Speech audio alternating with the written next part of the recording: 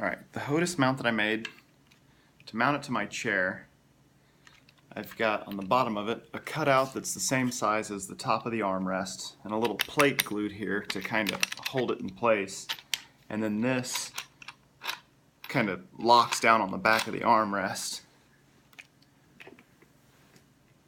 And the way that goes on there is I feed the back of the armrest through this, and then that lays down onto the armrest. And then I push it back, and then it's locked on that front plate. And then this part gets smashed up and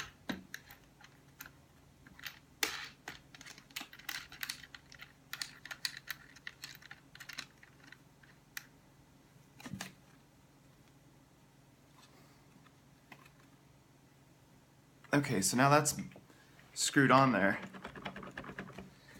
and it's locked in place. If I lower my armrest, which kind of messes up the video,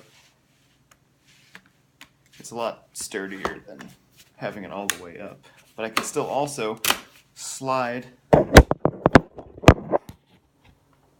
can still slide it back and adjust it using the armrest's mechanism. Hope that helps.